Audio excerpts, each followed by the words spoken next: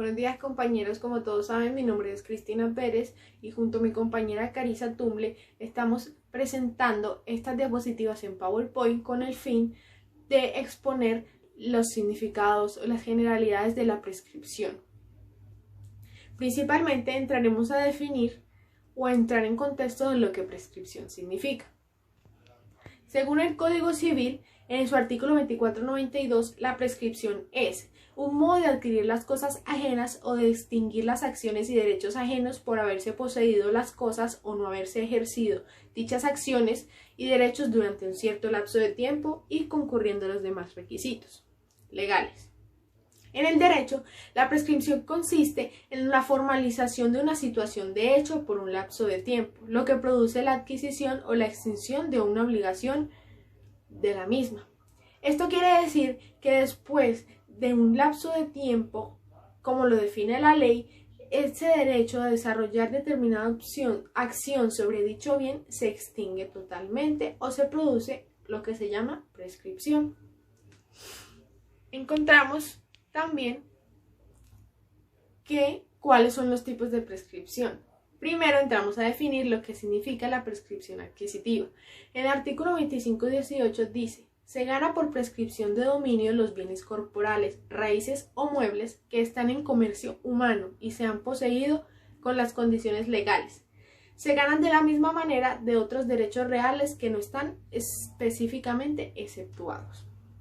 La prescripción adquisitiva es un modo en el cual puede adquirir cosas ajenas por haberlas poseído durante un periodo de tiempo y porque se han cumplido ciertos requisitos legales que ya veremos a continuación.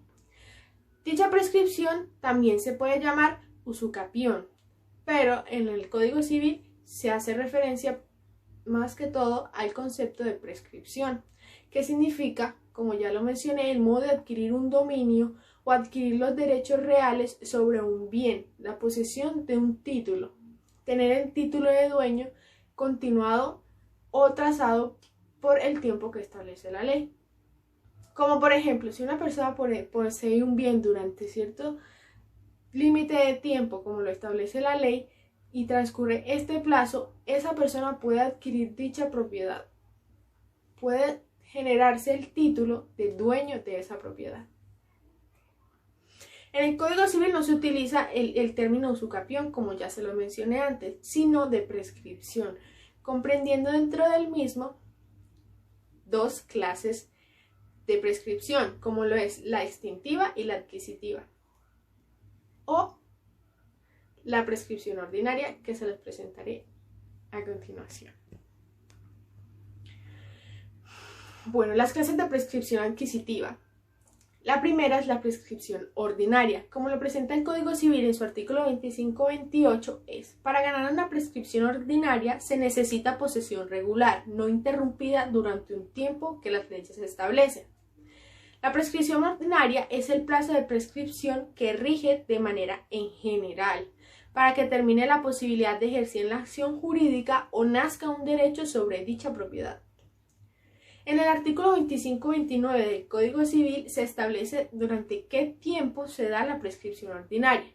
Para los bienes muebles se da en un lapso de tiempo de 3 años y para los bienes inmuebles o bienes raíces se da en un periodo de tiempo de 5 años. En este artículo se aclara que cada 2 días se cuentan en como si fuese uno solo ausente, para computar así los años.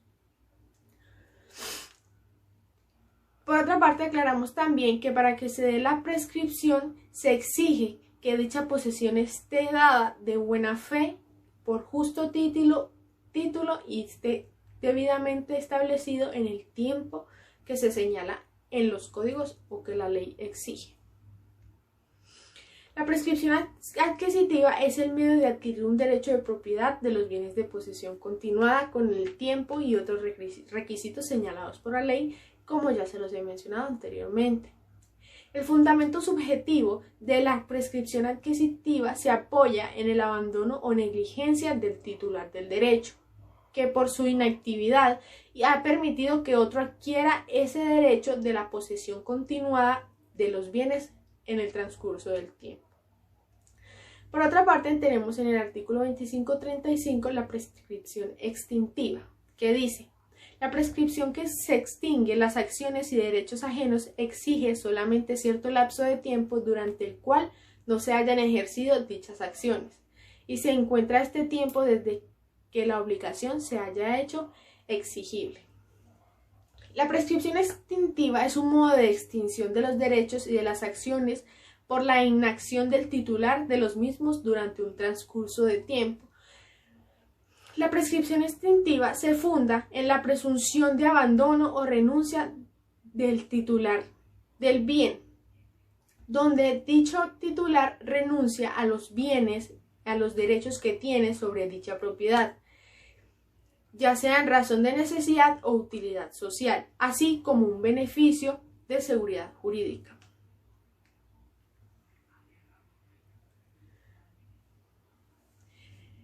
Debemos tener presente siempre que en toda prescripción deben tener o se presentan los siguientes ítems. Principalmente, la prescripción debe ser alegada, es decir, toda persona que pretenda obtener un título por prescripción debe solicitarlo. La prescripción tanto adquisitiva como la extintiva podrá invocarse por vía de acción o por vía de excepción, por lo propio prescribiente o por sus acreedores o cualquier otra persona que tenga interés de declararla, inclusive habiendo aquel renunciado a ella. Es decir, que dicha persona que quiera tomar ese bien como posesión por vía de prescripción debe solicitarlo mediante un juez. El juez no puede generarlo por medio de oficio. Por otra parte, tenemos que se puede renunciar a la prescripción. En el Código Civil, en su artículo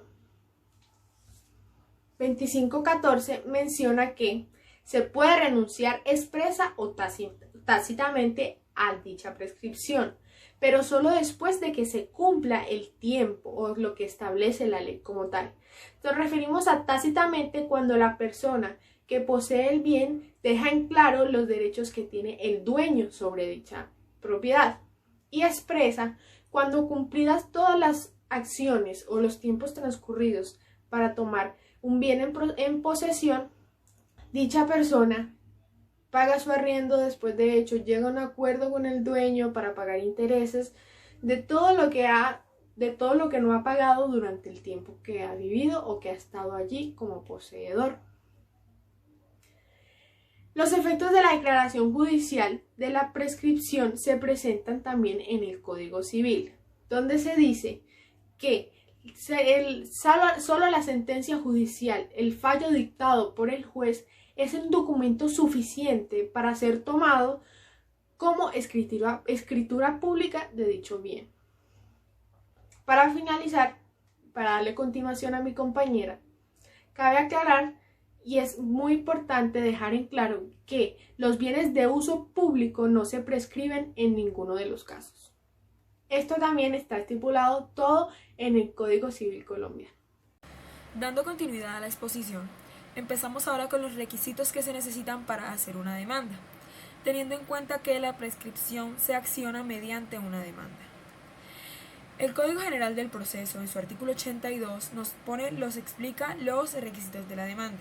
Salvo por disposición en contrario a la demanda con que se promueva todo proceso, deberá reunir los siguientes requisitos: la designación del juez a quien se dirija, el nombre y domicilio de las partes, esto para que les llegue la notificación, y si no pueden comparecer por sí misma, los de sus representantes legales. Se deberá indicar el número de identificación del demandante y de su representante, y el de los demandados si conoce. Tratándose de personas jurídicas o de patrimonios autónomos, será el número de identificación tributaria, el nombre del apoderado judicial del demandante si fuera el caso, lo que se pretenda expresado con precisión y claridad, los hechos que le sirven de fundamento a las pretensiones, debidamente determinados, clasificados y numerados, la petición de las pruebas que se pretendan hacer valer, con indicación de los documentos que el demandado tiene en su poder para que éste los aporte.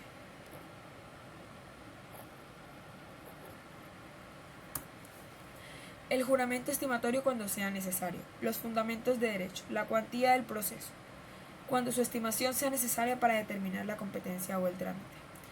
el lugar, la dirección física y electrónica que tengan o estén obligados a llevar, donde las partes y sus representantes y el apoderado del demandante recibirán notificaciones personales, y lo demás que exija la ley. De manera técnica, lo que nos dice el Código General del Proceso es: artículo 94. Interrupción de la prescripción, inoperancia de la caducidad y constitución en mora. Primero que todo explicaremos tácitamente qué nos dice el Código General del Proceso, y después de esto lo pondremos en contexto con un lenguaje un poco más fácil de entender. La presentación de la demanda interrumpe el término de la prescripción e impide que produzca la caducidad, siempre que el auto admisorio de aquella o el mandamiento ejecutivo se notifique al demandado dentro del término de un año contado a partir del día siguiente a la notificación de tales providencias al demandante. Pasado este término, los mencionados efectos solo se producirán con la notificación del demandado. La notificación del autoadmisorio de la demanda o del demandamiento ejecutivo produce el efecto del requerimiento judicial para constituir en mora al deudor, cuando la ley lo exija, para tal fin, y la notificación de la cesión del crédito si no se hubiese efectuado antes. Los efectos de la mora no solo producirán a partir de la notificación. La notificación del auto que declara abierto el proceso de sucesión a los asignatarios también constituye requerimiento judicial para constituir en mora de declarar si aceptan o repudian la asignación que se les hubiese deferido. Si fueren varios los demandados y existiera entre ellos liticonsorcio facultativo, los efectos de la notificación a los que se refiere este artículo se surtirán para cada uno separadamente, salvo norma sustancial o procesal en contrario. Si el litisconsorcio fuera necesario, será indispensable la notificación de todos aquellos para que surtan dichos efectos. El término de prescripción también se interrumpe por el requerimiento escrito realizado al deudor directamente por el acreedor. Este requerimiento podrá hacerse solo una vez. Para entender lo que hemos dicho antes en un lenguaje un poco más común para nosotros, primero que todo tenemos que identificar cuál es la diferencia entre acción y pretensión. ¿Qué es la pretensión? La pretensión es lo que se pide, pretende o solicita a otro sujeto. En la pretensión existen dos sujetos: activo, que es el individuo que quiere obtener algo, y pasivo, que es el individuo que debe realizar ese algo que el sujeto activo le solicita. En un lenguaje que ya todos conocemos, podemos decir que se ven reflejados los personajes de deudor y acreedor. ¿Qué es la acción? En materia de derecho procesal, la acción es la facultad de impulsar la actividad jurisdiccional, es decir, al ser ejercitada, el juzgador deberá resolver la pretensión que integra la demanda o el escrito jurídico que se ha presentado. ¿Cuál es la diferencia específica entre acción y pretensión? Esto lo podemos identificar de una forma un poco más fácil si hacemos una especie de línea de tiempo. La existencia del derecho subjetivo, por decirlo de alguna forma, ya mantiene una persona que tiene una facultad y otra que debe garantizar el cumplimiento de esta facultad. Aquí lo tenemos entonces, el derecho subjetivo, pretensión y acción. Como puedes darte cuenta, para que puedas ejercer una acción es necesario que primeramente exista un derecho subjetivo a tu favor, después de ello que tú pretendas ejercerlo a través de una acción. Ya separando los mismos, decimos que el derecho subjetivo es algo que se tiene o no se tiene. La pretensión es algo que se hace o no se hace, una actividad o conducta. Y la acción es la forma de hacer valer la pretensión. Una relación activo-pasivo se puede llevar a cabo únicamente con las figuras de derecho subjetivo y de pretensión. Sin embargo, cuando se ve vulnerada de alguna forma o se necesita hacer valer de cierta forma por una especie de amenaza de coacción, ya aquí es donde entra a formar parte o a figurar la acción, que es la forma de hacer valer la pretensión y que, como ya dijimos antes en materia de derecho procesal, es la facultad de impulsar la actividad jurisdiccional.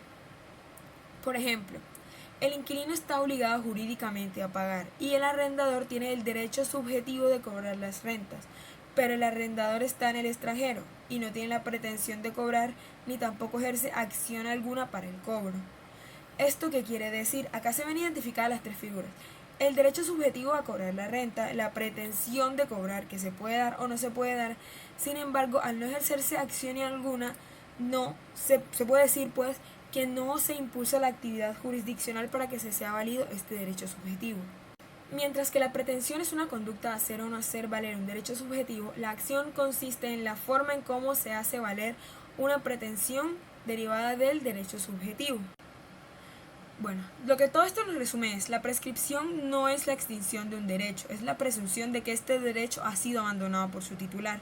Por ejemplo, para reclamar un daño en España se tiene un plazo de 1 año.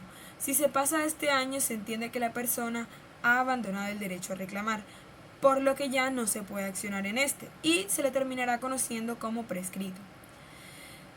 Como es una presunción de extinción, puede ser alegado. Hay 2 formas para que la prescripción se vea interrumpida. Una es porque el obligado reconozca el derecho, o bien porque se interponga una reclamación judicial. Si la ley prevé, por ejemplo, que para reclamar un seguro no debe transcurrir más de 2 años y se interpone una reclamación al año, a partir de este año comenzarán a contar de nuevo 2 años más. Seguimos con la caducidad, que es la extinción puramente hablando. Extingue o evita el nacimiento de un derecho por el transcurso del tiempo. Es automática y de oficio. Su interrupción se reanuda a los plazos acordados antes. Por ejemplo, si para la reclamación de un derecho el ordenamiento aprueba 2 años de plazo y un particular decide accionar 1 año contado desde el día del inconveniente, sin obtener respuestas favorables, contará con 1 año más para accionar, diferencia de la prescripción donde se le darían entonces 2 años más. Bueno, en Colombia el proceso de pertenencia se lleva a cabo de la siguiente manera. Primero que todo, se deberá presentar una demanda mediante abogado ante el juez civil, para que se adelante el trámite denominado proceso de pertenencia. La demanda deberá ir acompañada por una copia del certificado de tradición y libertad expedido por la Oficina de Registro de Instrumentos Públicos, dependiendo de la ubicación del inmueble. Deberá ser presentada y admitida la demanda. El juez ordenará, entre otras cosas, realizar una anotación en el folio de la matrícula inmobiliaria para que todas las personas que se consideren con derecho sobre el predio puedan asistir. Y conocer que se está adelantando dicho proceso judicial sobre este inmueble. Para el éxito del proceso es importante tener y presentar todas las pruebas que se demuestren que el demandante ha estado viviendo y explotando el terreno, es decir, que demuestren su posesión en el término exigido de la ley, generalmente de 10 años, como comprobantes de pago de servicios públicos, de impuestos, mejoras realizadas, testimonio de vecinos, fotografías, certificado de libertad y tradición, entre otras. Asimismo, el juez deberá realizar una visita en el predio y constatar los actos de posesión realizados por el demandante.